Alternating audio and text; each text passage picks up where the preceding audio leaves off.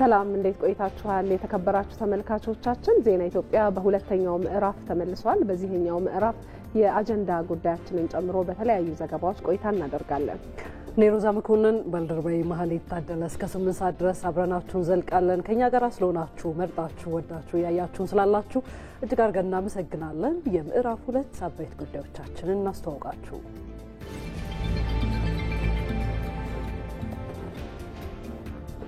በኢትዮጵያ የረጅም ሀገረ መንግስት ታሪክ ጠንካራና ተሻጋሪ ተቋማት ያለ መገንባታቸው ሀገሪቱን የባህር በር ጭምር እንድታጣ እንዳደረጓት ምሁራን ገለጹ።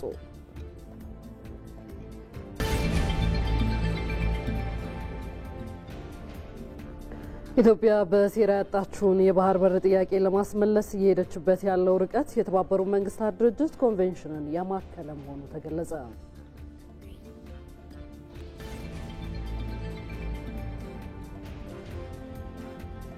በምዕራብ ወለጋ ዞን ሰላም መፈጠሩን ተከትሎ አስፈላጊውን የጤና አገልግሎት እያገኙ መሆኑን የመንዲ ከተማ ነዋሪዎች ተናገሩ።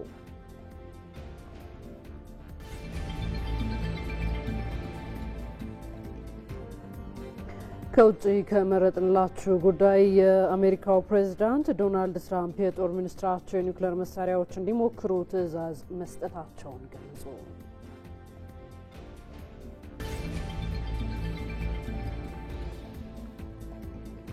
በስፖርት ዘገባችን የ2025ቱ የሞሮኮ የአፍሪካ ዋንጫ የፊታችን ታህሳስ ወር ሲጀመር ማንቸስተር ዩናይትድ አማድ ዲያሎ፣ ብሪያን ምቦሞና ኑሴር ማዝራዊን የሚያጣ ይሆናል።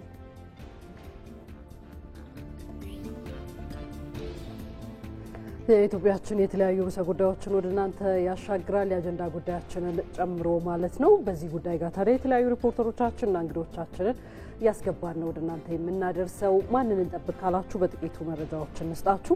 በቀጥታ መስመራችን ላይ በቀዳሚነት ያየው የሚገኘው የባልደረባችን ወንደሰን አፈወርቅን ነው። የተቋማት ግንባታ ላይ ትኩረት አድርገናል በዛሬው የአጀንዳ ጉዳያችን።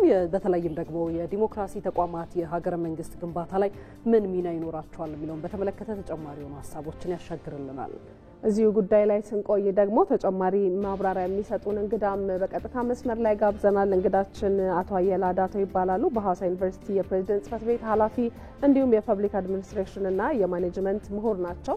በዚሁ ቀደም ሲል ባስተዋወቅናችሁ ጉዳይ ላይ ተጨማሪ ማብራሪያ እየሰጡን ከኛ ጋር ቆይታ ያደርጋሉ።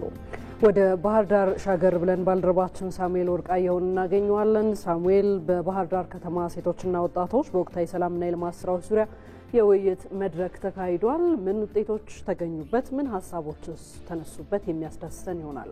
በሌላ በኩል ደግሞ እዚህ አዲስ አበባ ላይ 11ኛው የአፍሪካ የፋሽን ሳምንት እየተካሄደ ነው የሚገኘው። በዚህ በአፍሪካ የፋሽን ሳምንት ምን ምን ነገሮች እየቀረቡ ነው የሚለውን አጠቃላይ መረጃ ደግሞ ባልደረባችን አሚር ጌቱ ይዞ እየጠበቀን ነው።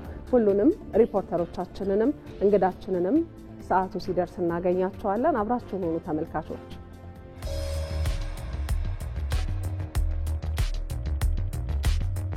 በከፍተኛ እምነትና ኩራት ልገልጽ የምፈልገው ጉዳይ በ2032 የኢትዮጵያ ኢኮኖሚ ቢያንስ ከአፍሪካ ሁለተኛው ኢኮኖሚ ይሆናል። በ2036 የኢትዮጵያ ኢኮኖሚ ከአፍሪካ የመጀመሪያው ኢኮኖሚ ይሆናል። ይሄን እናሳካለን። ማንም ሊያስቆመን አይችልም። እናሳካለን።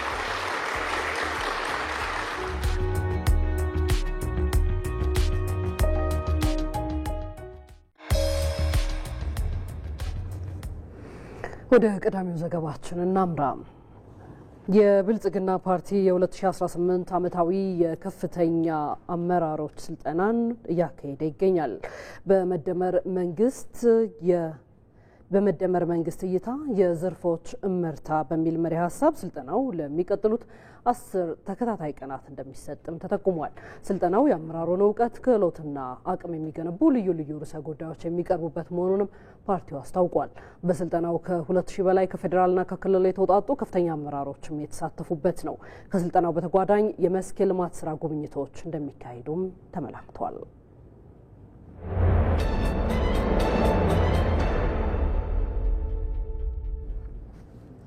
ዜና ኢትዮጵያ በአጀንዳነት ወደሚመለከተው ጉዳይ ነው የምናልፈው። ይሄኛውን ዘገባ እናስቀድም።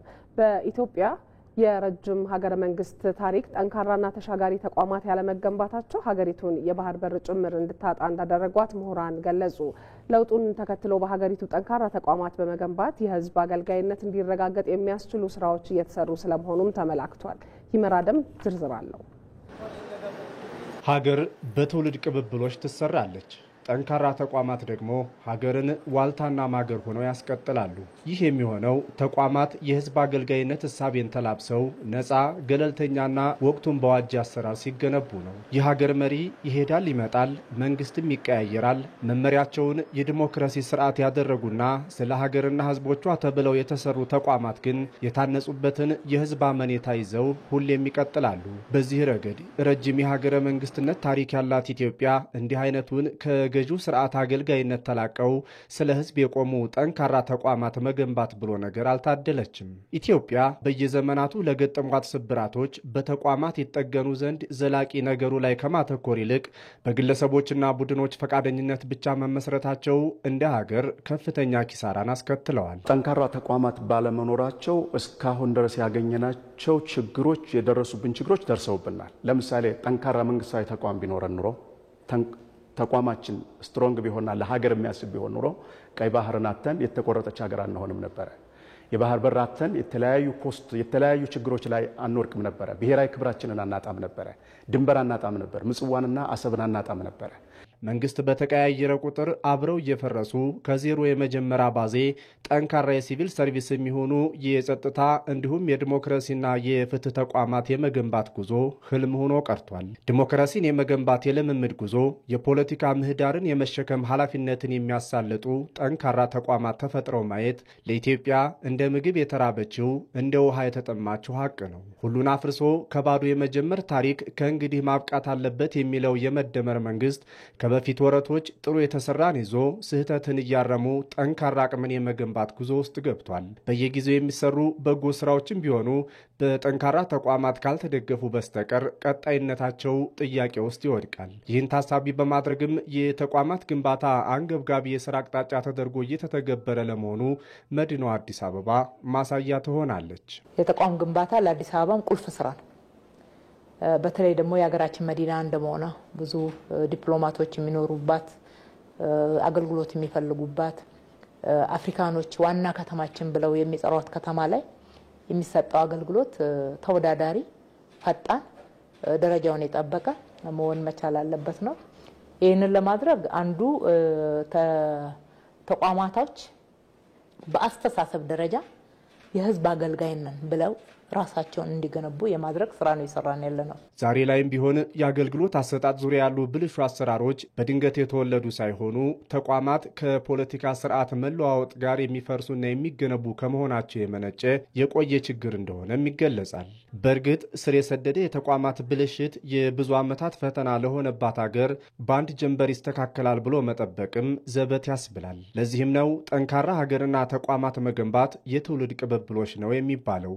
የአሁኑ ትውልድ መሰረት ይገነባል፣ ቀጣዩ ደግሞ ዘመን በዋጅ አሰራር አሻሽሎ ያስቀጥላል እንደማለት። ተቋማት የአንድ ሀገር ህልውና ናቸው።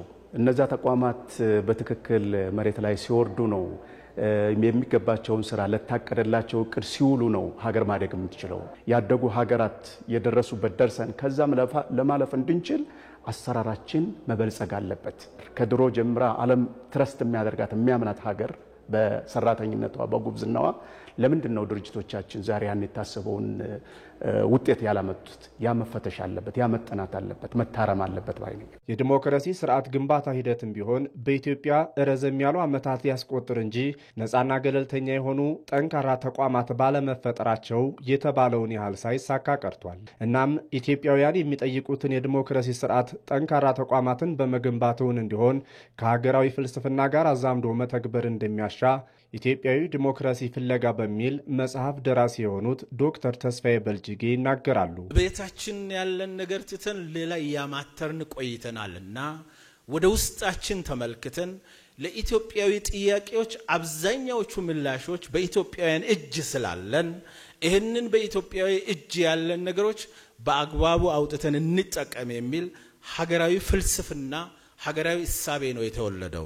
አሁን ላይ ኢትዮጵያ የተያያዘችው ተቋማትን በቴክኖሎጂ የማደራጀት ስራና ህዝባዊ አገልጋይነት እሳቤ የተገልጋይን እንግልት የአገልጋይን መሰላቸት የሚቀንስ የዘመኑ መፍትሄ ሆኖ መጥቷል። የዲሞክራሲና በሌሎች ዘርፎች ያሉ ጠንካራ ተቋማት ባልተገነቡ ጊዜ የሀገረ መንግስት ግንባታው ችግር እንደሚገጥመው የተረዳችው ኢትዮጵያ አሁን ላይ በመፍጠርና በመፍጠን እየሰራች ነው።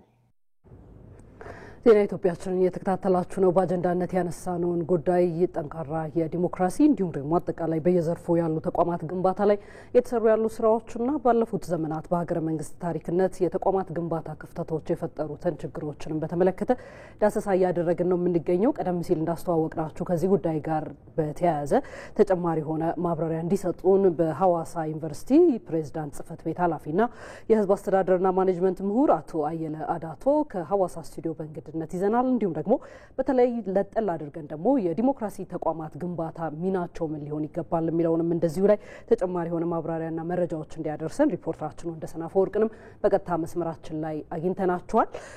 ማስቀድመው ወንደሰን ነው። ከዛ በኋላ ወደ እንግዳችን የምናመራ ይሆናል። የዲሞክራሲ ተቋማት በሀገረ መንግስት ግንባታ ሂደት ውስጥ ከፍተኛ ሚናን እንደሚጫወቱ ይታመናል። መንግስትም እነዚህን ተቋማት ለማጠናከርና የሚጠበቅባቸው ሚና እንዲጫወቱም በመስራት ላይ ነው የሚገኘው። ይህንን ተንተርሰን ታዲያ ሪፖርተራችን ወንደሰን አፈወርቅ በቀጥታ መስመር ላይ ተጨማሪ የሆነ ማብራሪያ እንዲያደርሰን እናገኘዋለን። እንዴት ቆይታለሁ ወንደሰን? እንግዲህ ቀደም ሲል እንዳነሳ ነው የዲሞክራሲ ተቋማት በተለይ ምን አይነት ሚና ይኖራቸዋል? መንግስትስ ተቋማቱን ለማጠናከር እስካሁን ባለው ሂደት በተለይ ለውጡን ተከትሎ ምን ሰርቷል የሚለውን በተመለከተ መረጃዎችን አድርሰን መልካም ሮዛ፣ ቀደም ሲል አንቺም ስታነሹ እንደነበረ እንዲሁም ደግሞ በዜናው ላይ ስንከታተል እንደነበረው የዚች ሀገር ዋነኛ ችግሮች ከሆኑት መካከል በዋናነት የሚጠቀሰው ከተቋማት ጋር የተያያዘው ችግር ነው። ላለፉት ዓመታት በተለይ የተቋማት አለመጠናከር ከሚመጣው ከሚያልፈው መንግስት ጋር ጥገኛ የሆኑ ተቋማት መኖር፣ ነጻነታቸው ያልተጠበቁ ተቋማት፣ ያልተጠናከሩ ተቋማት መኖራቸው እንግዲህ ሀገራችን ከሌሎች ሀገራት ወደ ኋላ እንድትቀር ካደረጉ ምክንያቶች መካከል አንዱ ሆኖ ይጠቀሳል። ምናልባትም የተጀመሩ ነገሮችም ተጠናክረው እንዳይቀጥሉ በዋናነት ይህ ትልቅ ሚና መጫወቱ ይነገራል። በዲሞክራሲ ስርዓት ግንባታ ረገድም ይህ ችግር እንግዲህ የተቋማት አለመጠናከር በተለይ ደግሞ የዲሞክራሲ ተቋማት አለመጠናከር ትልቅ ሚና ነበረው ብሎ ማንሳት ይቻላል። የዲሞክራሲ ስርዓትን ከማጎልበት አንጻር ችግሮች ተፈጥረዋል ማለት ነው። በዚህ ምክንያት እንግዲህ በዓለም አቀፍ ደረጃ ያሉ ተሞክሮችን ስናነሳ የዲሞክራሲ ተቋማት በተለያዩ ሀገራት ውስጥ የመልካም አስተዳደር እንዲሰፍን፣ ተጠያቂነት እንዲሰፍን፣ ግልጽነት እንዲሁም ደግሞ ሌሎች አሰራሮች ለህዝቡ የተመቹ አሰራሮች እንዲኖሩ ታማኝ የሆነ መንግስትም እንዲኖር ከማድረግ አንጻር ከፍተኛ ሚናን ተጫውቷል ብሎ ማንሳት እንችላለን። በአሜሪካ እዚህ ለደረሰችበት ደረጃ በሀገሪቱ በዲሞክራሲ ተቋማት መካከል አንዱ የሆነው በተለይ ከምርጫ ጋር ተያይዞ ያለው ተቋም ጠንካራ መሆኑ እንዲሁም ደግሞ ሌሎች ተቋማት እንዲሁ ጠንካራ መሆናቸው ትልቅ አስተዋጽኦ አድርጓል ብሎ ማንሳት ይቻላል። በሌሎች የዓለማችን ሀገራትም እንዲሁ ተጽዕኖ ፈጣሪ የሆኑ ሀያል የሆኑ የምንላቸው ሀገራት ላይም የነዚህ ተቋማት መጠናከር እንግዲህ ትልቅ አስተዋጽኦን አበርክቷል። ቀደም ሲል እንዳነሳሁት እንግዲህ የነዚህ የዲሞክራሲ ተቋማት መኖር በሀገራት የዲሞክራሲ ስርዓት እንዲገነባ እንዲሁም ደግሞ ህዝባዊ የሆነ መንግስት መኖሩንም ጭምር የሚያረጋግጥ ነው ብሎ ማንሳት ይቻላል እና ከዚህ አንጻር በተለይ ደግሞ የህዝብ ተወካዮች ምክር ቤትን ጨምሮ ሌሎች እንዲሁ የምርጫ ቦርድ የሰብአዊ መብትን የሚመለከቱ የተለያዩ ተቋማት እንዲሁ መጠናከር ይኖርባቸዋል ተብሎ ነው የሚታሰበው እና እንግዲህ መንግስት በተለይ የዲሞክራሲ ተቋማትን ከማጠናከር አንጻር በትኩረት እየሰራ ነው የሚገኘው።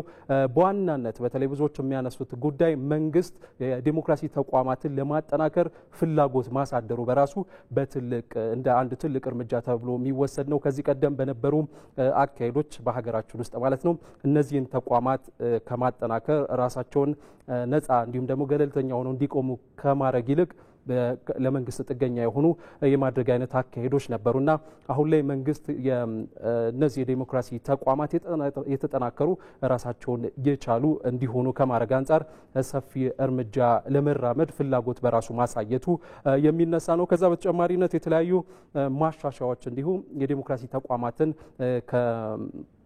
ጠንካራ ከማድረግ አንጻር ተወስዷል። የተለያዩ የህግ ማዕቀፎች በተለይ ደግሞ የለውጡ መንግስት ከመጣ ወዲህ የተለያዩ የህግ ማዕቀፍ ማሻሻያዎች ጭምር ተደርጓል። ከዛ ውጪ እነዚህ ተቋማት በሰው ኃይል የተደራጁ እንዲሆኑ ከማድረግ አንጻርም የተለያዩ ስራዎች ተሰርተዋል። ተቋማቱ በቴክኖሎጂም ጭምር የተጠናከሩ መሆን አለባቸውና እንደዚህ ተቋማቱ በቴክኖሎጂ የተጠናከሩ እንዲሆኑ ከማድረግም አንጻር በመንግስት በኩል የተለያዩ ስራዎች ተሰርተዋል። በተለይ ወቅቱን ያማከሉ ቴክኖሎጂዎችን እንዲታጠቁ ከማድረግ አንጻር ማለት ነው። እንደ አጠቃላይ እንግዲህ በተለይ የዲሞክራሲ ተቋማት የምንላቸውን ከማጠናከር አንጻር መንግስት የተለያዩ እርምጃዎችን ወስዷል። በዚህ ረገድ የምርጫ ቦርድን ላብነት ማንሳት እንችላለን። በጣም ጠንካራ የሚባል ተቋም መገንባቱን በሌሎች ከመንግስት ውጭ ባሉ አካላት ጭምር የተመሰከረለት ነው። መንግስትም ከፍተኛ የሆነ ድጋፍን ለምርጫ ቦርድ ሲያደርግ ተመልክተናል። ከዛ በተጨማሪነት የኢትዮጵያ ሰብአዊ መብት ኮሚሽንም እንዲሁ ጠንካራ ሆኖ ተመልክተናል። በተለይ ደግሞ ጠንካራ አመራሮች እንዲመጡ ከማድረግ አንስቶ ነጻነት እንዲኖረው የተለያዩ ሪፖርቶችንም ጭምር የሚያወጣባቸውን አጋጣሚዎች በነጻነት ተመልክተናል እና እነዚህ ተቋማት እንግዲህ በተለይ አሁን ላይ የሚጠበቀው በገለልተኝነት ለመንግስትም እንዲሁም ደግሞ ለሌሎች አካላት ሳይወግኑ ስራዎችን መስራት እንዲችሉ ነውና በዚህ ረገድ ሰፊ ስራዎች ከዚህ በኋላም ይሰራሉ ተብሎ ነው የሚጠበቀው። በመንግስት በኩልም እነዚህን ተቋማት የሚያጠናክሩ ስራዎች እየተሰሩ ይገኛሉ። መልካም ወንደሰን እጅግ አድርገን እናመሰግናለን ለመረጃዎቹ።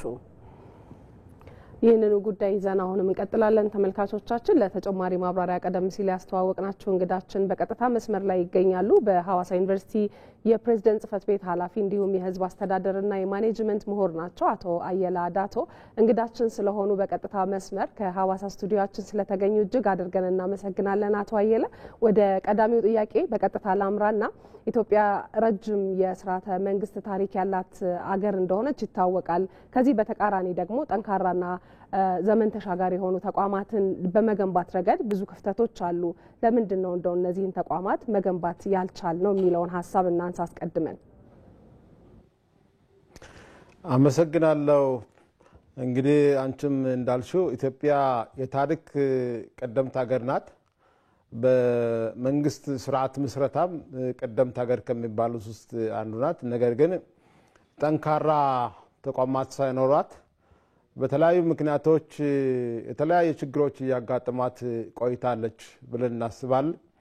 በተለይም በዋናነት ለዚህ ጠንካራ ተቋማት እንዳይኖሩና ጠንካራ መንግስት ስርዓት እንዳይገነባ መነሻ የሆኑ ሀሳቦች አንደኛው የመደነቃቀፍ ሂደቶች ነበሩን በኢትዮጵያ ውስጥ። በተለይም በስልጣን ላይ የሚመጣው ኃይል ጥሎ ማለፍ ስልጣን መሰረት ነው የሚያደርገው እንጂ መሰረታዊ የሆኑ በጥሩ መሰረት ላይ የተገነባ ተቋምን መስርቶ የሚያልፍበት ሂደቶች ነበሩን። እንግዲህ በታሪክ ስንመለከት ብዙ በርካታ ውጣ ወረዶች ያለፍንባቸው ሂደቶች እንዳሉ ይታወቃል። ሌላው ከዚህ ጋር ተያይዞ ተቋማት ነፃና ገለልተኛ ሆነው ራሳቸው ቆመው እየሰሩ የነበሩበት ሁኔታ አይደለም የነበረው።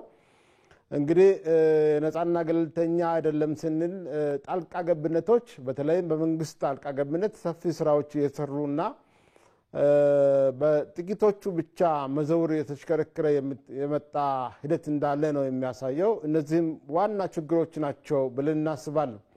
ሶስተኛው እንደኔ የሚጠቅሳቸው የህዝብ ተሳትፎ ወይም ደግሞ ዜጎች በበቂ ሁኔታ ተሳትፎ አድርገው ተቋማት ግንባታ ላይ ተቋማት ስራዎች ላይ እየሰሩ የቆዩበት ሁኔታዎች አልነበሩም እና በእነዚህና በሌላዎች ምክንያቶች እንግዲህ በርካታ ምክንያቶች መጥቀስ ይቻላል በኢትዮጵያ ውስጥ ጠንካራ ተቋም ሳይኖር ጠንካራ ሀገረ መንግስት ሳይገነባ ነው የቆየው የሚል ሐሳብ አለኝ።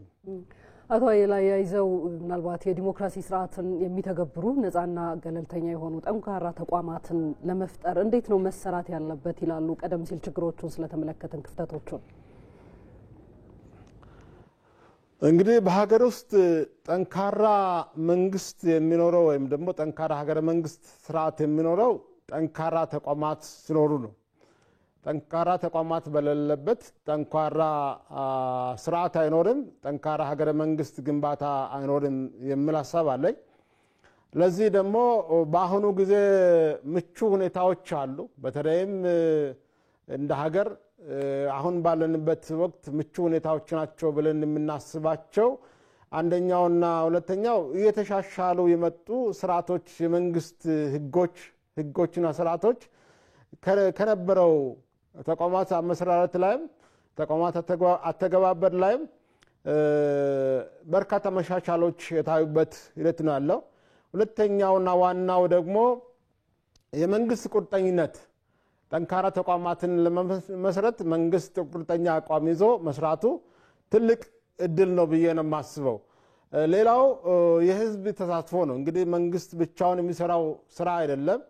ህዝብ ተሳትፎ ተጠናክሮ ቀጥሎ በቁርጠኝነትና በቁጭት ተነሳስቶ ህዝብ ይመለከተኛል ብሎ አብሮ ከሰራ ነው እንግዲህ ተቋማቱ ጠንካራ የሚሆኑትና ይህ ምቹ እድሎችና መደላድሎችን የሚፈጥሩ ሁኔታዎች ናቸውና እነዚህን ካስከተልን ጠንካራ ተቋም መገንባት ሂደቱ ተጠናክሮ ይቀጥላል ብዬ አስባለሁ።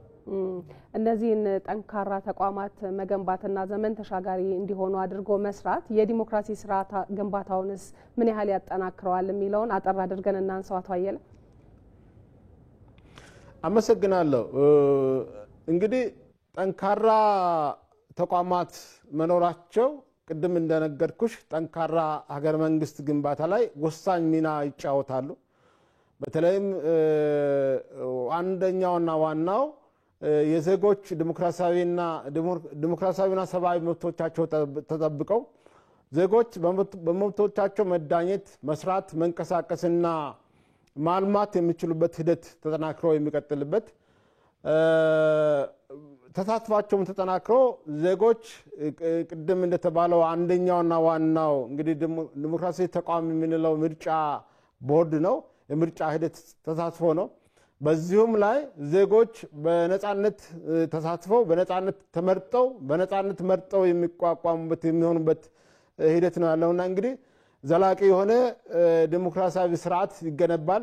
ዜጎች ተሳትፏቸው የተጠናከረ ይሆናል። ነጻና ገለልተኛ ተቋማት ይገነባሉ።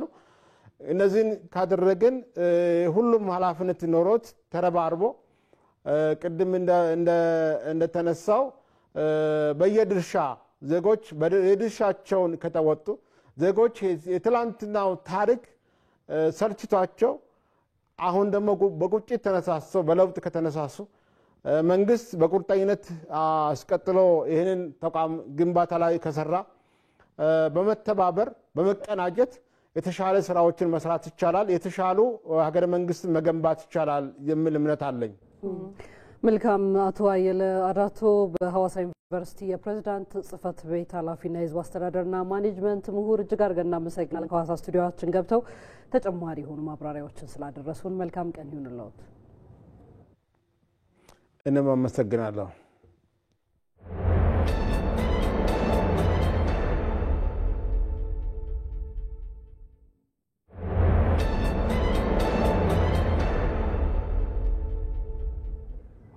ዜና ኢትዮጵያ ይቀጥላል። ተመልካቾቻችን አብራችሁን ስላላችሁ እናመሰግናችኋለን። ከአፍታ ቆይታ በኋላ ደግሞ በተፈጥሮ ጉዳት ደርሶበት የነበረው ጥንታዊው የጡር ሲና መስጂድ የመልሶ ግንባታ ስራው ተጠናቆ ለአገልግሎት ክፍት ስለመደረጉ ተሰምቷል። ይህንን የሚነግረን ዘገባ አለ፣ ቆየት ብለን እናቀርብላችኋለን።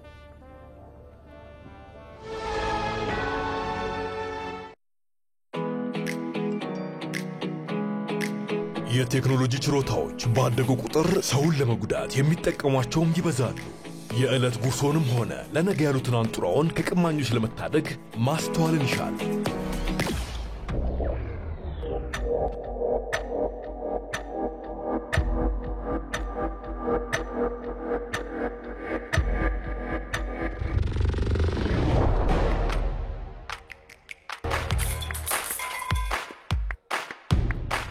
ማንኛውንም መተግበሪያ ከአፕ ስቶርና ከፕሌይ ስቶር ብቻ በማውረድ የተቀበሉት ብር አካውንት ውስጥ መግባቱን በማረጋገጥ አጠራጣሪ ማስፈንጠሪያዎችን ወይንም ሊንኮችን ባለመንካት ያልተረጋገጠ የማህበራዊ ሚዲያ ንግድ ላይ ባለመሳተፍና የሐሰት ማስታወቂያዎችን ባለማመን ራስዎን ከመጭበርበር ይታደጉ። የኢትዮጵያ ንግድ ባንክ ሁሌም የሚተማመኑበት ባንክ።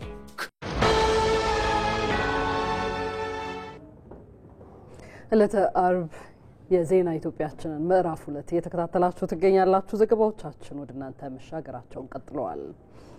ኢትዮጵያ በሴራ ያጣችውን የባህር በር ጥያቄ ለማስመለስ እየሄደችበት ያለው ርቀት የተባበሩት መንግስታት ድርጅት ኮንቬንሽንን ያማከለ መሆኑ ተገለጸ። አሁናዊ የኢትዮጵያ መንግስትና ህዝብ የሀገሪቱን መጻኢ ተስፋና እድል የሚበይነውን የቀይ ባህር ተፈጥሯዊ ወሰን ለማግኘት የሚያደርገው ጉዞ ታሪካዊ ስህተትን ለማረምና የኢትዮጵያን እውነት ለመግለጥ ታሳቢ ያደረገ ስለመሆኑ ይታመናል። ለመሆኑ ኢትዮጵያ የስልጣኔዋ መነሻ እንደሆነ በሚነገርለት የቀይ ባህር ቀጣና ስለምን ተገፍታ ወጣች? ሰለሞን ኃይለ ኢየሱስ በትንታኔው ተመልክቶታል። ቀይ ባህር የኢትዮጵያ ወደቦች የንግድና የስልጣኔ ማዕከል ሆኖ በሺህ ለሚቆጠሩ ዓመታት ስለመዝለቁ የታሪክ ተመራማሪዎችና ጸሐፍት ለትውልድ ያሻገሯቸው እውነታዎች ሕያው ምስክሮች ናቸው። ኢትዮጵያ በ3 እና በ4 ሺህ ዘመናት ከአክሱም ስልጣኔ ጀምሮ ከፍተኛ የባህር ኃይል የነበራት እስከ ህንድ እስከ ሮማን ስልጣኔ መሪዎች ጋር ሁሉ ተጋግዛ ከፍተኛ ስራዎችን የምትሰራ ባለ ብዙ የወደቦች ሀገር የነበረች ነው። ይህ ብቻም አይደለም። ቀይ ባህር የኢትዮጵያውያን የታላቅነት የኃያልነትና የተፈጥሮ ወሰኗ መገኛም ጭምር ሆኖ አገልግሏል። ከ1983 የመንግስት ለውጥ ጀምሮ ግን በወቅቱ ሀገሪቱን ያስተዳድር በነበረው መንግስት ውሉ በማይታወቅና እስካሁንም ደብዛው በጠፋውና ማስረጃ ባልተገኘለት አኳኋን ኢትዮጵያ ለአያሌ ዘመናት ከናኘችበትና ከደመቀችበት ቀጠና ተገፍታ ከወጣች እነሆ ሩብ ምዕተ ዓመታት በላይ እንደዋዛ ተቆጠሩ። ኢትዮጵያን የቀይ ባህር አክሰስ ያሳጣው ውሳኔ ማን ወሰነው? ካቢኔው ይሆናል ብለን የካቢኔውን ዶክመንት ብናገላብጥ የለም፣ ካቢኔው አያውቀውም። አይ የለም ምክር ቤት ይሆናል የወሰነው ብለን ብንወስን ምክር ቤቱም አልነበረ፣ ምክር ቤት አያውቀውም ውሳኔው። የለም የኢትዮጵያ ሕዝብ በሪፈረንደም ወስኖ እንዳይሆን እንዳይባል ነበርን እኛም ያኔ። የኢትዮጵያ ሕዝብ ያልወሰነው ተወካዮቹ ያላዩት ቢያንስ ካስፈጻሚ ካቢኔ ያላየው ውሳኔ ማን ወሰነው? ሀገሪቱና የሀገሪቱ ህዝቦችም ከዛን ጊዜ ጀምሮ ከተፈጥሯዊና ህጋዊ ወሰኗ ተገፍታ ኢትዮጵያ መውጣቷን ተከትሎ ለከፍተኛ የኢኮኖሚ ጥገኝነትና የደህንነት ስጋት እንዲጋረጥባት አድርጓት ቀጥሏል። ቀይ ባህርና የአባይ ጥያቄ የአንድ ሳንቲም ሁለት ገጾች ናቸው። አባይን ውሃ ተፈጥሯዊ ፍሰት ተቀብለው ያ ፍትሃዊ የወንዝ መጠቀም ይገባኛል ጥያቄዎቹን አክብረው እንዲሄዱ የጣረችውን ያህል በአሰብ ላይ ሲመጣ የሚሸረብባት ሴራ የዛኑ ያህል ታሪካዊና ተፈጥሯዊ ፍትህ ያጣችበትን ነው። ይሄ በቀላሉ የኮንስፓይረሲ ቲዮሪስት ነው። እንዲያም ሆኖ ይህንን ታሪክ ይቅር የማይለውን በደልና ሴራ የፈጸሙባትን ግለሰቦች በመቃወም በኢትዮጵያ ላይ በጓዳ የተሸረበባትን ድርጊት አግባብ እንዳልነበረ ግን የሞገቱ እውነተኛ ልጆቿ እንደነበሯት አይዘነጋም በታሪክ። ይህም ጉዳይ በሕግ ሊታይና ሊፈታ የሚችለው በኢትዮጵያ ሕዝብ ውሳኔ ብቻ ነው። ይህ ጉባኤ የሽግግር መንግስቱን ለመመስረት የተዋቀረ ብቻ መሆኑንና የኢትዮጵያን ሕዝብ በምንም አይነት የማይወክል መሆኑን ደጋግመው አስገንዝበውናል። በዚህ መሰረት ይህ ጉባኤ በኢትዮጵያ ሕዝብ ስም ምንም ጉዳይ ሊወስን፣ ሊያግድ ወይም ሊሰርዝ አይችልም። በዚያን ወቅት ስለ ቀይ ባህርና በቀይ ባህር ቀጠና አሰብን ጨምሮ ኢትዮጵያ ታስተዳድራቸው ስለነበሩ ወደቦች የሚያነሱ ቡድኖች፣ ሀገር ወዳድ ግለሰቦችና ፖለቲከኞች መሳደድ፣ መታሰርና በግዞት ሀገራቸውን ለቀው እንዲሰደዱ ማድረግ እጣፈንታቸው ሆኖ የግፍ ጽዋን የተጎነጩም እልፎች ነበሩ። አሁን ላይ ያለው ትውልድና የመንግስት እሳቤ የኢትዮጵያን የቀይ ባህር የተፈጥሮ ወሰንና የባህር ይገባኛል ጥያቄ አንግቦ ሲነሳም በኢትዮጵያ ላይ የተፈጸመው ፍርደ ገምድል ግፍና ያስከተለው ውጤት በዓለም አቀፍ ሕግ ፊት ቅቡልነት የሌለው ከመሆኑም ባሻገር ከሩብ ምዕተ ዓመታት በኋላ የተሰራውን ታሪካዊ ስህተት ለማረም ዓላማውን ያደረገ የሰጥቶ መቀበል ዲፕሎማሲ ትልም ውጤትም ነው።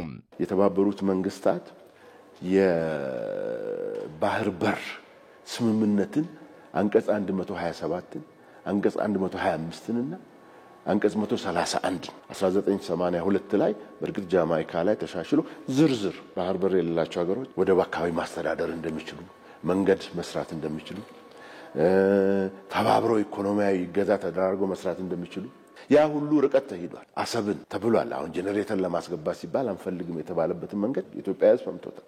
እነዚህ ሁሉ ኮንቬንሽን ውስጥ ያሉ ነገሮች ናቸው። ነገር ግን ለምንድን ነው ተብሎ ሲጠየቅ ከዛ ጊዜ ጀምሮ ያሉ የሴራ ፖለቲካዎች ማጠንጠኛ ነው። 1982 ኬስ ክሎዝድ።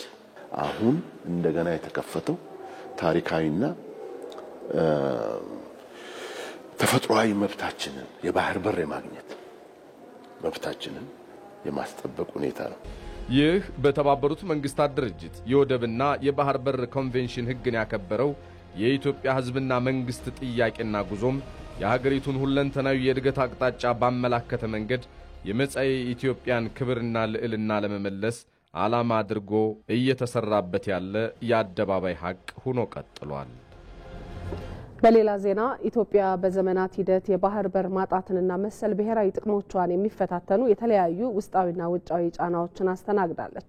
እነዚህ ጫናዎች ሀገሪቱ ከጥገኝነት እንዳትላቀቅና ያላትን ሀብት በሚገባ እንዳታለማ ሲያደርጉ መቆየታቸውን ደግሞ የዘርፉ ምሁራን ይገልጻሉ። ብሩክታይት ተገኝ ዝርዝር አላት።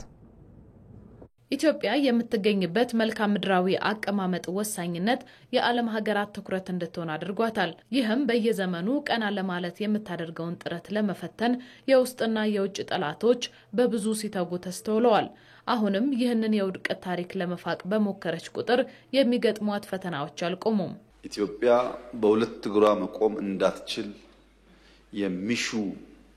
የሚሰሩ ሀገራት ባሉበት ሁኔታ ኢትዮጵያውያን የናሽናል ኢንትረስትን ለይተው ማወቅ ካልቻሉ ለፖለቲካ ፍጆታ ብቻ ለጥላት ፍላጎትና ጥያቄዎች ተላልፈው ከተሰጡ የነሱን ፍላጎት ለማሳካት ቀላል መንገድ ይመስላቸው ከጥላት ጋር ማበር ነው። እነዚህ ጫናዎች ኢትዮጵያ ከጥገኝነት እንዳትላቀቅ ወደ ኋላ ለመጎተት ያለመ መሆኑንም ምሁራን ያነሳሉ። ከኢትዮጵያ ታሪክ የምንማረው ኢትዮጵያ ከውስጥና ከውጭ ተጽዕኖ ውስጥ ስትገባ ለኢትዮጵያ ወሳኝ የሆኑ ጉዳዮች እንድታጣ አሰብን የሚያጣንበት በዛ ነው። እነዚህ የታሪክ ውጣ ወረዶች የሚያሳዩት ኢትዮጵያ ብዙ ነገርን ያጣች ከውስጥና ከውጭ ትልቅ ተጽዕኖ ሲመጣበት ትላልቅ ነገሮችን አጣለች። የውስጥ ጥንካሬ ሲኖራት ደግሞ የሚያስፈልጋውን ነገሮችን አስጠብቃለች ማለት እንችላለን። ባዳዎች እነዚህ የኢትዮጵያ ብሔራዊ ጥቅም በተቃራኒ የሚቆሙ ሀገራት ሀገር ውስጥ ያለው ግዛዊና ትናንሽ ጥቅሞችን የሚፈልጉትን ስፖንሰር እያደረጉ ደካማ ኢትዮጵያ እንድትፈጠር አድርጎ ይሄ የኢትዮጵያ መሰረታዊ አንዱ ትልቁ የውጭ ግንኙነት ላይ ብሔራዊ ጥቅም መሸራረፍ ዋናው ይሄ ነው። በቃ ውስጥ ያሉትና ውጭ ያሉ የውስጡ ባንዳ የውጩ ባዳ አንድ ላይ መሆኑ ጫናዎቹ እድገቷን ከማደናቀፍ ባለፈም ሀገሪቱ ብሔራዊ ጥቅሞቿን ለማስጠበቅ በምታደርገው ጥረት ላይ እንቅፋት መሆናቸው አልቀረም።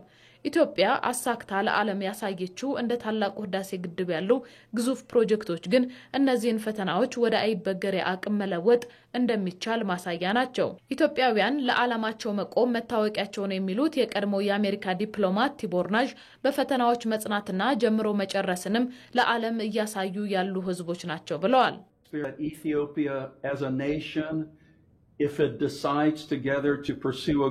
ኢትዮጵያውያን በጋራ አንድን ግብ ዓላማዬ ብለው ከያዙት ያንን እውን ከማድረግ የሚያቆማቸው ኃይል የለም። በዲፕሎማትነት ዘመኔም በከፍታም ይሁን ዝቅታ ዓላማቸውን ለማሳካት ሲጥሩ ለመመልከት ችያለሁ። አንዳንዶች ይህንን የማይናወጥ አቋሟ ግትርነት ነው ቢሉም ለኢትዮጵያውያን ግን በአቋም መጽናት ነው። ኢትዮጵያ ለልማት በምታደርጋቸው እንቅስቃሴዎች ላይ ሁለት ጫፍ የያዙ ሐሳቦች ይነሳሉ። ነገር ግን የቀኝ ግዛት ሐሳቢዎችን በመተው ለጋራ ተጠቃሚነት መቆም የግድ ይላል። ምክንያቱም አሁናዊ የጂኦ ፖለቲካ አካሄዶች ተቀይረዋል። ይህንን መቀበል ይኖርባቸዋል። ኢትዮጵያ ያነሳቸውን የባህር በር ጥያቄን ከጸባጫሪነት አኳያ የሚመለከቱት ሀገራትም አንድ ሁለት ብቻ አይደሉም። የዚህ መነሻም ኢትዮጵያን በአግባቡ ካለማወቅ የመነጨ ነው። ኢትዮጵያ እንደ ሀገር መንግስታቱ ቢቀያየሩም የማይቀየረው ሀገራዊ ጸባይ አለው። ያ ምንድነው? ዓለም ላይ ስርዓታዊ ስቴት ናት። ኢትዮጵያ ለራሷ ብቻ ሳይሆን ወደዛ መሄድ ለአካባቢው ህብረተሰብም ለዓለም ሀገራትም ኮንትሪቢዩሽን አለ። ለምሳሌ አሁን ይሄ ከኢትዮጵያና ደቡብ ሱዳን ውጪ እዚህ አካባቢ ያሉት ሀገራት ሁሉ አክሰስ ቱ ዘ ሲ አላቸው። ይሄ ግን ያለማ ነው። ለምሳሌ ምጽዋን ብትወስድ አሰብን ብትወስድ ዝም ብሎ ነው የተቀመጠው። ምንም ስራ የለም። ኢትዮጵያ ወደዛ ይቅርብ ወደዛ ብትቀርብ ብዙ ህዝብ ነው። ብዙ ህዝብ ማለት ፕሮዲዩስ ያደርጋል። ፕሮዳክሽን ደግሞ ሀብት ያመጣል፣ ንግድ ይመጣል፣ ኢንቨስትመንት ይመጣል፣ ቱሪዝም ይመጣል። ይሄ እድገት ዲቪደንድ ነው ለነሱም ይሆናል። ኢትዮጵያ ወደዛ ብትቀርብ ያ ይሰራል ማለት ጥሩ ነገር ነው። ኢኮኖሚ ለዲቪደንድ የሚሆነው ለአካባቢው ኢኮኖሚ ትሩፋት ነው ይጠቅማል። እኛንም ጠቅሞ እነሱም ይጠቅማል። በፈተና ጸንተው ሀያል የሆኑ ህዝቦች ታሪክ እንደሚያስታውሳቸው ሁሉ ኢትዮጵያውያንም ጫናዎችን በመቋቋም የተጀመሩ የከፍታ ስራዎች ላይ በጋራ እየቆሙና ታሪክ እየሰሩ መሆኑን ግዙፍ ፕሮጀክቶች ማሳያ ናቸው። ዝርዝር ዘገባዎቻችን ቀጥለዋል። በምዕራብ ወለጋ ዞን ሰላማዊ ሁኔታ መፈጠሩን ተከትሎ አስፈላጊውን የጤና አገልግሎት እያገኙ መሆናቸውን የመንዲ ከተማ ነዋሪዎች ተናገሩ። ከዚህ ቀደም በአካባቢው በነበረው የጸጥታ ችግር ምክንያት አስፈላጊ የጤና አገልግሎት ሳያገኙ መቆየታቸውን የገለጹት ነዋሪዎቹ በተለይ ከእናቶችና ህጻናት ጤና ጋር በተገናኘ በመንዲ ሆስፒታል አገልግሎት እያገኙ መሆኑን ተናግረዋል። ሳዳት መሐመድ ሳኒ በምዕራብ ወለጋ ዞን በነበረው የጸጥታ ችግር የአካባቢው ማህበረሰብ አገልግሎቶችን ለማግኘት ከፍተኛ ችግር ውስጥ ቆይቷል። በተለይ እናቶች የሕክምና አገልግሎት ለማግኘት ችግር ውስጥ ነበሩ። ለዚህም ችግር ከተጋለጡ የአገልግሎት ሰጪ ተቋማት መካከል የመንዲ ሆስፒታል አንዱ ነበረ። አሁን ላይ የጸጥታ ችግሩ በመፈታቱ በሆስፒታሉ የሚሰጡ የጤና አገልግሎቶች በተለይ የወላድ እናቶችና የህፃናት የጤና አገልግሎቶች በአግባቡ እየተሰጠ መሆኑን የአካባቢው ማህበረሰብ ይገልጻል። ዱራን ጥቆ ሃሉማ ነገኛ ራንከ ወልቀበቱ ተጃጅለ ድነቱሬ ከዚህ ቀደም ከጸጥታ ጋር በተያያዘ አገልግሎቱ የደከመ ነበር። በተለይ እኛ እናቶች የምንፈልጋቸውን አገልግሎቶች አናገኝም ነበር።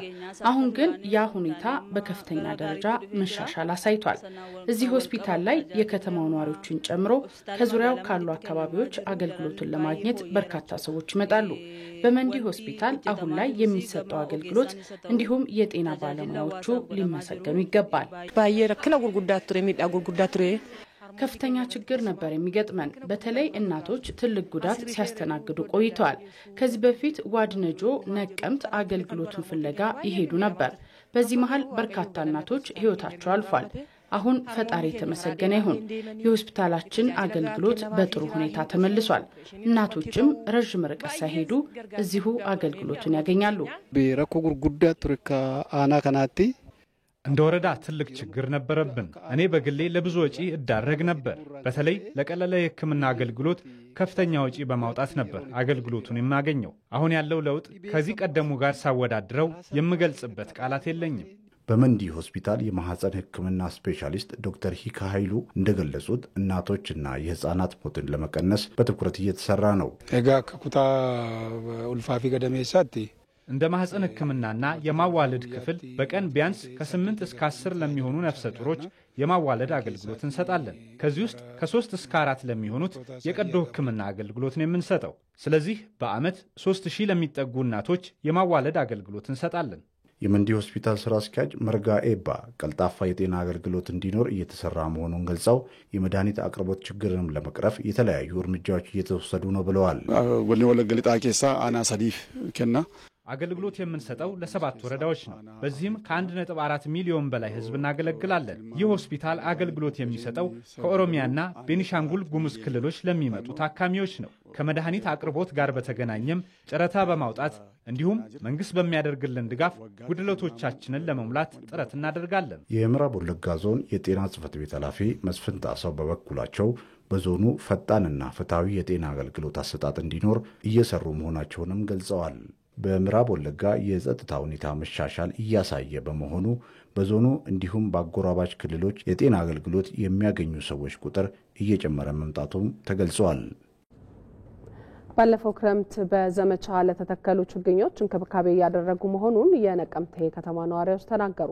በምስራቅ ወለጋ ዞን የነቀምቴ ከተማ ነዋሪዎች ችግኞችን መትከል ብቻውን በቂ ባለመሆኑ ለጽድቀታቸው በቂ እንክብካቤ ሊደረግ እንደሚገባ ገልጸዋል። ቴዎድሮስ ቶላ ዝርዝር አለው። በምስራቅ ወለጋ ዞን የነቀምቴ ከተማ ነዋሪዎች በአረንጓዴ አሻራ መርሃ ግብር የተተከሉ ችግኞችን እየተንከባከቡ ነው።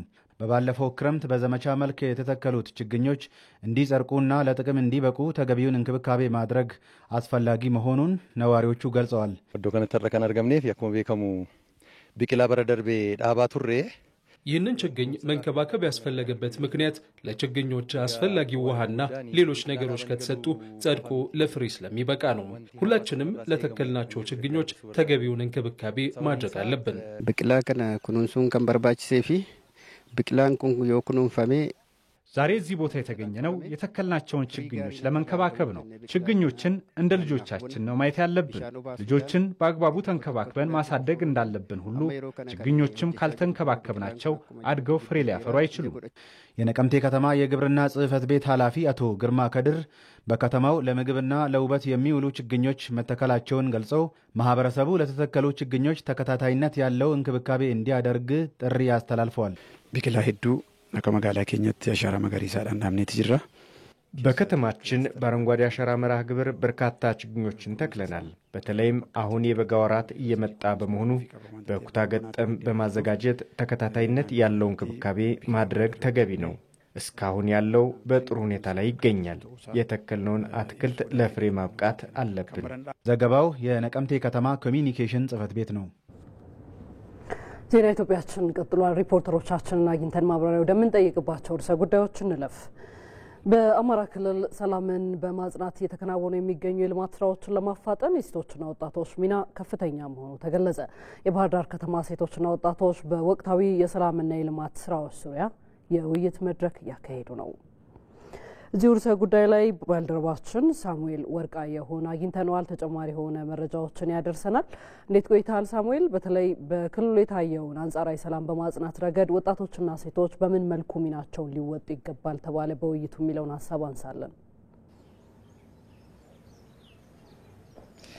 አመሰግናለሁ። የውስጥና የውጭ ጫናዎችን በመቋቋም እንዲሁም ህልማቸውን በማክሸፍ በተለይ ሰላም እናረጋግጣለን፣ የልማት ስራዎችን እናፋጥናለን በሚል መሪ ሀሳብ እንግዲህ በአማራ ክልል በተለይ ከሰሞኑን ከተለያዩ የህብረተሰብ ክፍሎች ጋር በተለያዩ በክልሉ አካባቢዎች ማለት ነው ህዝባዊ ውይይቶች እየተካሄዱ ይገኛሉ። የዚሁ አንድ አካል የሆነው በዛሬው ዕለትም በባህር ዳር ከተማ የከተማዋን ወጣቶችና ሴቶችን ያሳተፈ የውይይት መድረክ ነበረ ሲካሄድ የዋለው ማለት ነው። በዚሁ የውይይት መድረክም በርካታ ሀሳቦች ተነስተዋል። በተለይ እንግዲህ የአማራ ክልል ባለፉት ዓመታት የተፈጠረው የጸጥታ ችግር በተለይ በተለያዩ ዘርፎች ማነቆ ሆኖ መቆየቱ የሚታወስ ነው።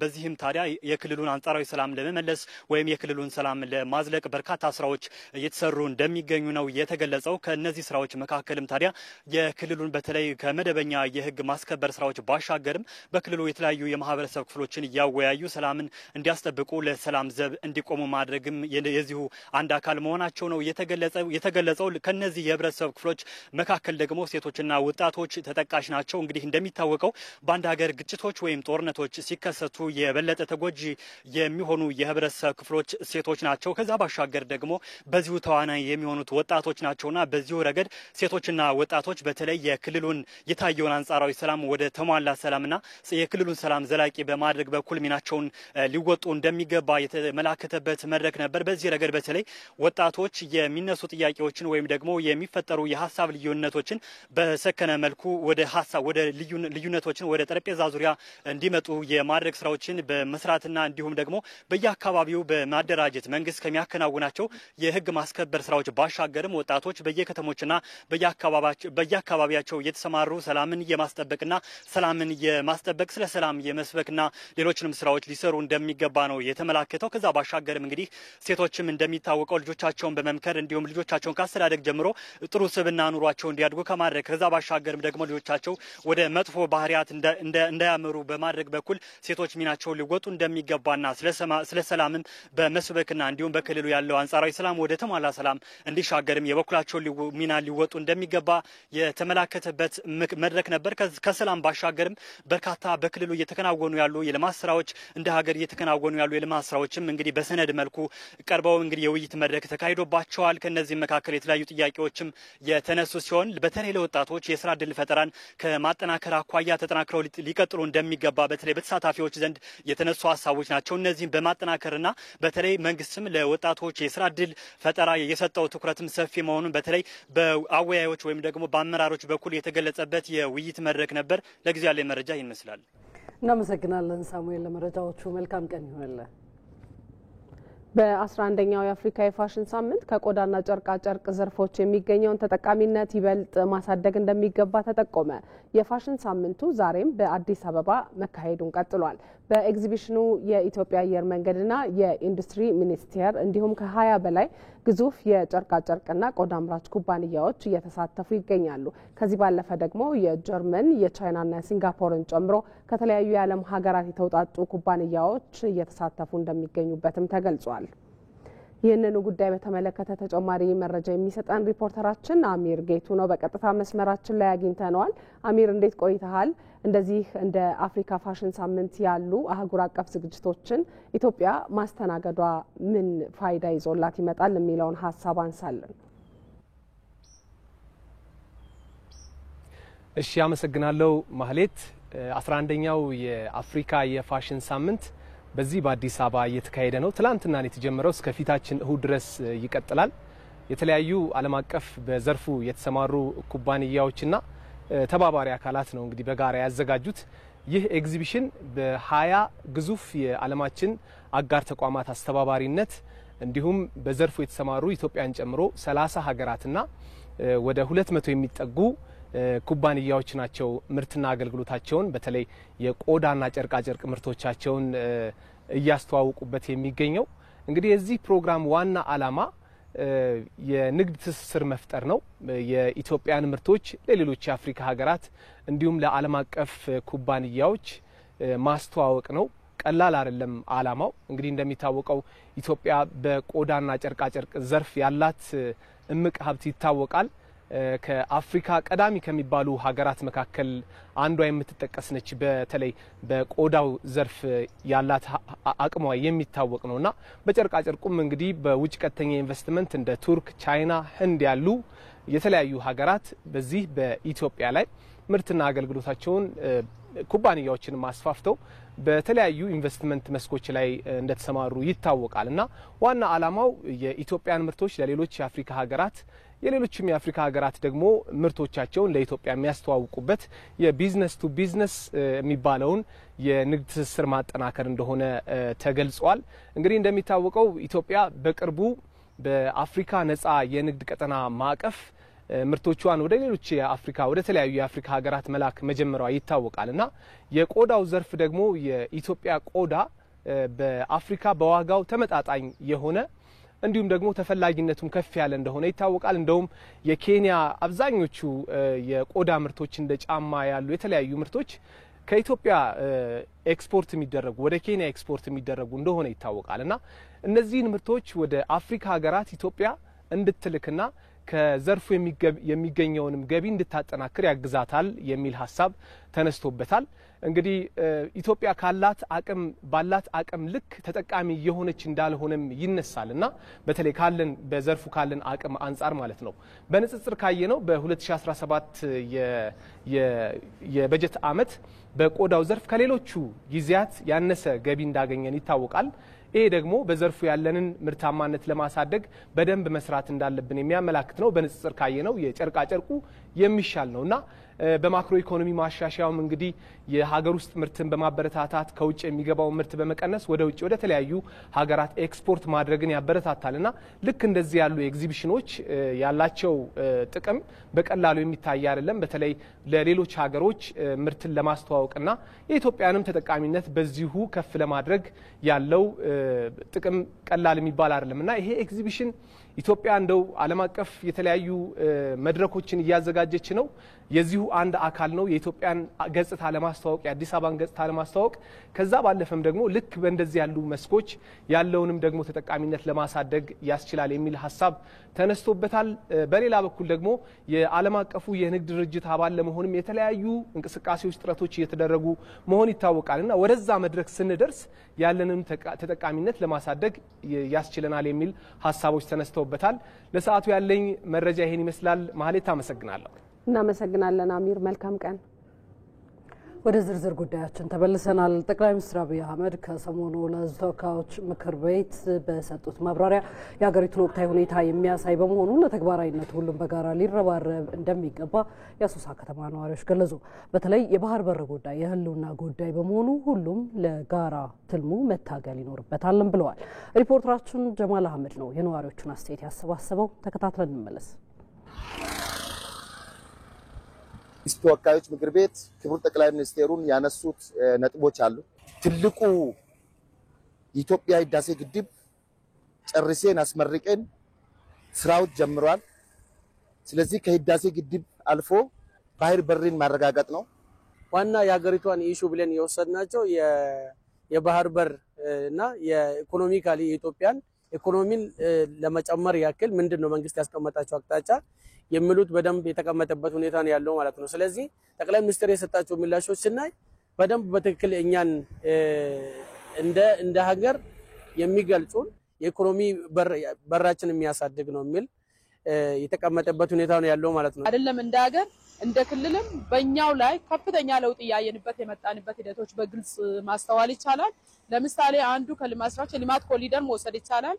አሶሳ ከተማ ስንመለከት አሶሳ ላይ የተሰራ የልማት ኮሪደር በወራት ነው ተሰርቶ ለህዝብ እየተገለገለበት ያለው። የተለያዩ መሰረተ ልማቶች፣ የህዝብ መዝናኛ ቦታዎች፣ የህዝብ መገልገያ ቦታዎች ለህዝቡ በርካታ ነገሮች በአጭር ጊዜ ተሰርቶ እየተጠናቀቀና እያየንበት ያለበት በተጨባጭ ያለንበት የመንግስት ዘመን ጊዜ ላይ ነው ያለነውና ይሄ በቀጣይም ተጠናክሮ መቀጠል ያለበት ነው አብስሮ ሲገልጹት የነበረው። እሳቸው ከሰጡት ገለጻዎች ውስጥ በተለይ ከወደብ ጋር ተያይዞ ያለውን ሁኔታ በደንብ ለማዳመጥ ሞክሬያለሁ። ወደብ እንግዲህ ጠቅላይ ሚኒስትራችን ባስቀመጠው ልክ ነው እኛም የምንደግፈው። ያለ ወደብ መኖር አንችልም። ይሄን ያክል ዓመታት ተዘግቶብን ቁጭ ብለናል። ያ ተዘጋብን ማለት እንደታሰረ እስር ቤት ውስጥ እንዳለ ሰው ነው ይሄን ያክል ስንኖር የነበርነውና ስለዚህ ሁላችን የምንደግፍ ጉዳይ ነው። ወደብን በተመለከተ እያንዳንዱ ኢትዮጵያ በዚህ ላይ ድጋፍ ማድረግ እንዳለበትና እና እኛም በየትኛውም እንትን ድጋፍ ለመስጠት ወደ ኋላ እንደማንል ማስቀምጠው። ዜናችን ቀጥሏል። የኢትዮጵያውያን የመነጋገርና የመደማመጥ ባህል የጋራ መግባባትን ለመፍጠር ያግዛል ሲሉ የኢትዮጵያ ምክክር ኮሚሽን ኮሚሽነር አምባሳደር መሐመድ ድሪር ተናገሩ። ዜጎች በሀገራቸው ጉዳይ ላይ የነቃ ተሳትፎ ሊያደርጉ እንደሚገባም ገልጸዋል። አልጋነሽ ተካ ዝርዝር አላት። ይሄ የሀሳብ ልዕልና ላይ እኔ መዘመን መሰልጠን በንግግር ችግር መፍታት ማንኛችንንም እንደ ሀገር ይጠቅመናል። ምክንያቱም አሁን ጦርነት እና ግጭትን እየወለደ ኢትዮጵያ ውስጥ ያለንን ኢኮኖሚ ከማድቀቅ ያለንን የሰው ኃይል ከመብላት ውጪ ምንም ትርፍ የለው። በቃ ሌሎች ሀገራትንም ስላየ ቁጭ ብሎ መነጋገሩ ለዛሬ ብቻ ሳይሆን ለወደፊት ልጅ ልጆቻችንም ነው የሚጠቅመው። ይሄ ትሬንድ መለመድ አለበት ባይ ነኝ። እንደ ሀገር የጋራ መግባባትን ለመፍጠር ሁሉም ዜጎች የሚሳተፉበትና ሀሳባቸውን የሚያራምዱበትን መድረክ ፈጥሯል የኢትዮጵያ የምክክር ኮሚሽን። በመግቢያችን ያስደመጥናችሁ ድምጽም የሀገሬ ጉዳይ ይመለከተኛል በሚል በዛሬው የኢትዮጵያ ቴሌቪዥን ዳጉ ፕሮግራም ላይ ሀሳባቸውን ያጋሩ ታረቀኝ የተባሉ የአዲስ አበባ ነዋሪ ናቸው። ሀገርን የሚያሻገር የሀሳብ ልዕልናን በማምጣት ዙሪያ በነበረው ውይይት ላይ እንደተገለጸው የኢትዮጵያውያን ባህላዊ እሴቶች ኢትዮጵያ እንደ ሀገር እንድትቀጥል አድርገዋታል።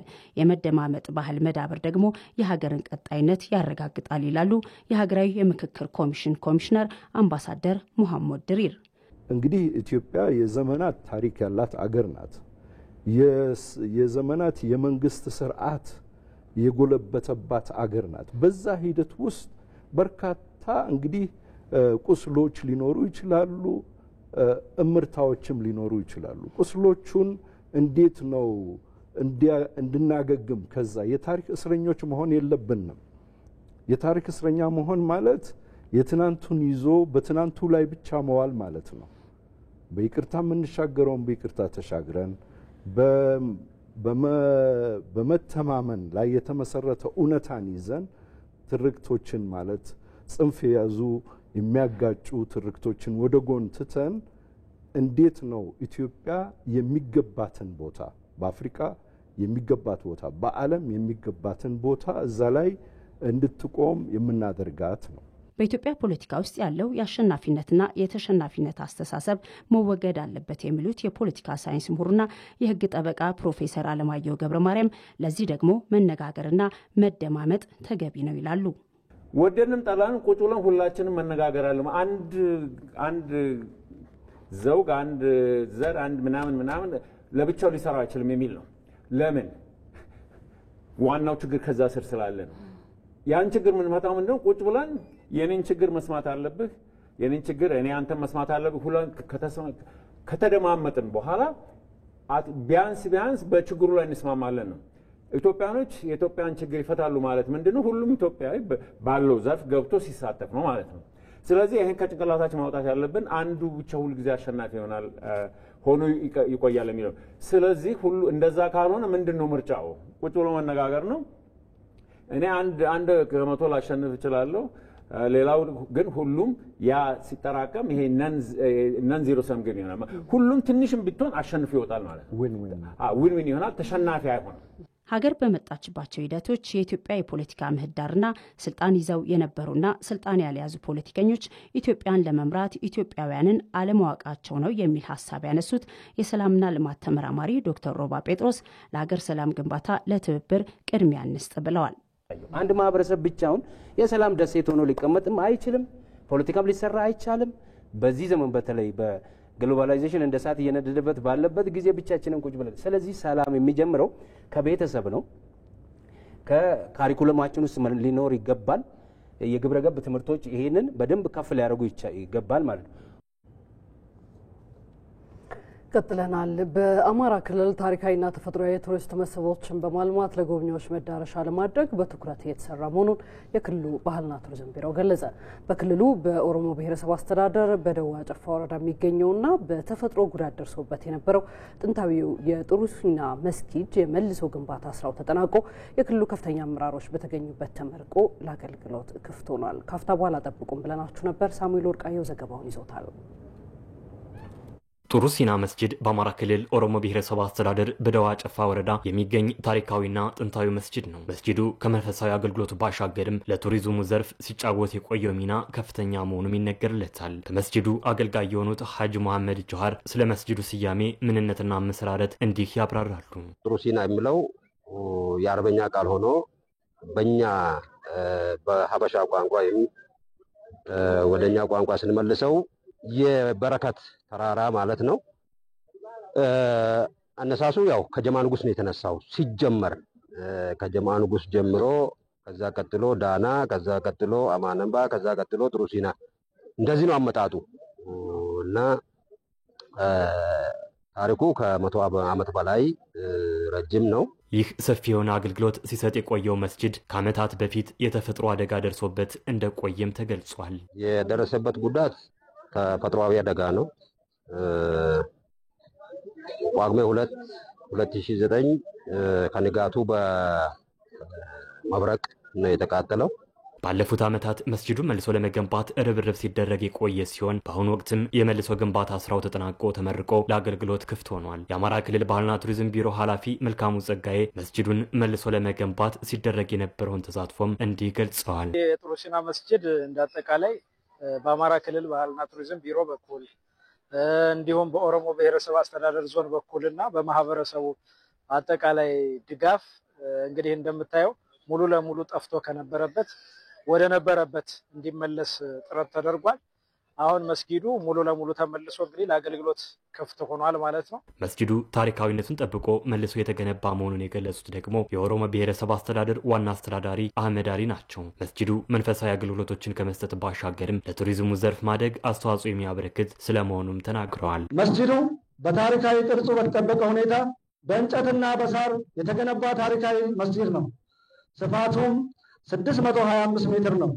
መስጊዱ ከታላቅነቱ የተነሳ በጣም ትላልቅና አስገራሚ የሆኑ ምሰሶዎች በውስጡና በዙሪያ የተከበቡ ናቸው።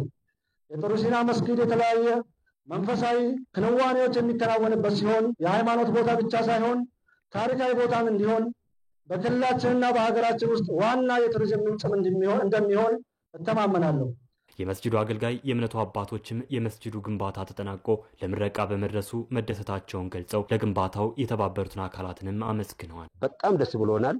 ለዚህ መብቃታችንን ፈጣሪን በትልቁ እናመሰግናለን። አልሐምዱሊላህ። ቀጥሎ በየደረጃው ያለ ከክልሉ ባህል ቱሪዝም ቢሮ ጀምሮ እስከ ወረዳ ድረስ ያለውን የመንግስት ድጋፍ በጣም እናመሰግናለን። የኦሮሞ ብሔረሰብ አስተዳደር ሰፊ የሆነ የቱሪዝም መዳረሻ ስፍራዎች ባለቤት መሆኑን የገለጹት የአማራ ክልል ባህልና ቱሪዝም ቢሮ ኃላፊ መልካሙ ጸጋዬ እነዚህን የቱሪስት መዳረሻዎችን የማልማትና ይበልጥ የማስተዋወቅ ስራዎች እየተሰሩ ስለመሆናቸውም ተናግረዋል። የኦሮሞ ብሔረሰብ አስተዳደር ዞን እንደ ሌሎቹ የክልላችን አካባቢዎች በሙሉ ሰፊ ቁጥር ያላቸው የቱሪዝም መዳረሻዎች ያሉበት ዞን ነው። እነዚህን የቱሪዝም መዳረሻዎች በተገቢ መንገድ በማልማት ወደ ቱሪዝም ኢንዱስትሪ ውስጥ እንዲገቡና እንዲጎበኙ ዞኑም ክልሉም ከሀብቱ ተጠቃሚ የሚሆንበትን ሁኔታ ከማመቻቸት አንጻር ሰፊ ስራዎችን እየሰራን ያለነው፣ እንቅስቃሴዎችን እያደረግን ያለነው። በቀጣይም እንግዲህ ከዞኑ ጋር በመቀናጀት በተለይም ይህን መሰል የቱሪዝም መዳረሻዎች የመንገድ፣ የውሃ፣ የመብራት አገልግሎት እንዲኖራቸውና ቱሪስቶች ወደ አካባቢው እንዲመጡ ከማድረግ አንጻር ሰፊ ስራዎችን ለመስራት ጥረት እናደርጋለን። በእኛ በኩል ጉዳት ደርሶበት የነበረው መስጂድ መልሶ ለመገንባት በገንዘብና በጉልበት ከ290 ሚሊዮን ብር በላይ ወጪ የተደረገበት መሆኑም የተገለጸ ሲሆን በክልሉ ታሪካዊና ተፈጥሯዊ የቱሪስት መስህቦችን በማልማት ለጎብኚዎች መዳረሻ የማድረግ ስራዎች ተጠናክረው እንደሚቀጥሉም ተመላክቷል። ዜና ኢትዮጵያን እየተከታተላችሁ ትገኛላችሁ ተመልካቾቻችን። በዝርዝር ወደምንመለከተው የውጭ ዘገባችን ደግሞ እናልፋለን። የኒውክሌር ሙከራን ከ33 ዓመታት እቀባ በኋላ እንደገና እንደሚያስጀምሩ የአሜሪካው ፕሬዝዳንት ዶናልድ ትራምፕ ገለጹ። ትራምፕ በማህበራዊ ገጻቸው ባሰፈሩት ጽሑፍ በሌሎች ሀገራት የሙከራ መርሃ ግብሮች ምክንያት የጦር ሚኒስቴራችን የኛንም የኒውክሌር መሳሪያዎች ከነሱ እኩል መሞከር እንዲጀምር አዝዣለሁ ብለዋል። ለዚህ ውሳኔ ያነሳሳቸው የሩሲያ ቋሚ የኒውክሌር ማስጠንቀቂያና መግለጫ ሊሆን እንደሚችልም ታዛቢዎች ገልጸዋል። አለምነህ ዋሴ ፕሬዚደንት ትራምፕ ራሽያና ቻይናን ጨምሮ ሲሉ የገለጹት የኒውክሌር ሙከራ የትኛው እንደሆነ ግልጽ አይደለም። ወይስ የኒውክሌር አረር ተሸካሚ ሚሳኤሎችን ሙከራ ማለታቸው ይሆን? ፕሬዚደንት ትራምፕ ይህን ውሳኔያቸውን ያሳወቁት ደቡብ ኮሪያ ውስጥ ከቻይና ፕሬዚደንት ሺ ጂፒንግ ጋር ተገናኝተው ለመነጋገር ማሪን ዋን በሚሰኘው ፕሬዝደንታዊ ሄሊኮፕተራቸው ጉዞ ላይ ሳሉ እንደነበረ ታውቋል።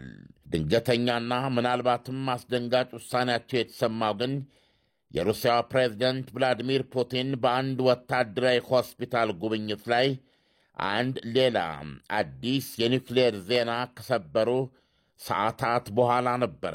በሆስፒታሉ ከዋናው ዶክተርና ከተወሰኑ በጦር ሜዳ የቆሰሉ ወታደሮች ጋር አብረው ተቀምጠው የታዩት ቭላዲሚር ፑቲን ሌላ ከቶም ሊሸነፍ የማይችል የራሽያ ጦር መሳሪያ የተሳካ ሙከራ መካሄዱን ገለጹ። ፖሴይዶን ይባላል። ከሰርጓጅ መርከቦች በውሃ ውስጥ ለውስጥ የሚተኮስና ወታደራዊ ተንታኞች ከ9650 ኪሎ ሜትር በላይ ሊጓዝ ይችላል ስላሉት በሙከራ ደረጃ ላይ የሚገኝ በኒውክሌር ኃይል የሚሠራ መሣሪያ ነበር። ፑቲን መሣሪያውን ለመጀመሪያ ጊዜ መሞከሩን አስታውቀዋል። በዓለማችን መሳ የሌለው ልዩ ነው ሲሉ የመሣሪያውን አውራነት አገዝፈዋል። የታለመለትን ኢላማ ከማነቦጭ የሚያሰናክለው ምንም አምካኝ መሣሪያ የለውም ሲሉም ፍርጥም ብለዋል። ፑቲን ከዚህ ጋር የዓለማችን ቁጥር አንድ ገዳይ የኒውክሌር መሣሪያ ጥቃት አድራሽ ስለተባለው ሰይጣን 2 ተብሎ ስለሚታወቀው ሳርማት አህጉር አቋራጭ ቦሊስቲክ ሚሳኤል በቅርቡ ለግዳጅ እንደሚጠመድም እንደዋዛ አስታውቀዋል። ፑቲን በአንድ ሳምንት ጊዜ ውስጥ የኒውክሌር ግምጃ ቤታቸው ውስጥ አዳዲስ መሣሪያዎች መጨመራቸውን ሲገልጹ ሁለተኛ ጊዜያቸው ነው። ፕሬዚደንት ፑቲን ሌላ በኒውክሌር የሚሠራና ትንሿ ቸርኖቤል የሚል ቅጽል ስም ይወጣለት በኒውክሌር ነዳጅ የሚሠራ ከፊል ፍጡነ ድምፅ የሆነና ላልተወሰነ ጊዜና ርቀት የትም ሲዞር ውሎ ማደር የሚችል ቡረቨስትኒክ የተባለ አዲስ ክሩዝ ሚሳኤል በስኬት መሞከራቸውን አስታውቀው ነበረ። ተንታኞች እንደሚሉት ራሽያ የዩክሬን ይገባኛል ጥያቄዋን ለማስረገጥ ብላ ያደረገቻቸው ኒውክሌራዊ ማስገንዘቢያ የዋይት ሃውስን ነርቭ ነክቶ ምናልባት ሁላችንንም ወዳልታሰበ አዲስ አደገኛና የማይተነበይ ክፉ ዘመን ይዞን ሳይገባ አልቀረም ይላሉ። ከስፖርት አጫጭር ዘገባችን አፍሪካ ዋንጫው የቡድኔ ውጤት ላይ ከፍተኛ ተጽዕኖ ያሳድራል ሲሉ አሰልጣኝ ሩበን አሞሪም ተናገሩ። የ25ቱ የሞሮኮ አፍሪካ ዋንጫ የፊታችን ታህሳስ ወር ሲጀመር ማንቸስተር ዩናይትድ አማድ ዲያሎ፣ ብሪያን ሙምቦና ኑሴር ማዝራዊን የሚያጣ ይሆናል። ሰንደርላንድና ወልቭስም እንዲሁ በአፍሪካ ዋንጫው ምክንያት በርካታ ቁልፍ ተጫዋቾቻቸውን እንደማያገኙ ተዘግቧል። ተመልካቾቻችን ከእኩለ ቀን 6 ሰዓት አንስቶ በተለያዩ ጉዳዮች ከእናንተ ጋር ቆይታ ያደረገው ዜና ኢትዮጵያ ተጠናቋል። ከኛ ጋር ስለቆያችሁ እጅግ አድርገን እናመሰግናለን። ኔሮዛ መኮንን፣ ባልደረባዬ መሀሌት ታደለ ከዳይሬክተራችን ገዛኸኝና ስራት እንዲሁም ከአስፈጻሚያችን መታሰቢያ ደረጀ ጋር እንዲሁም ከመላው የካሜራ ባለሙያዎችና የስርጭት ባለሙያዎች ጋር ዜና ኢትዮጵያችንን ለ2 ሰዓታት ወደ እናንተ ስናደርስ ቆይተናል። በዚሁ ተጠናቋል። ከኛ ጋር ስለነበራችሁ እጅግ አድርገን እናመሰግናለን። መልካም ቀን ይሁንላችሁ።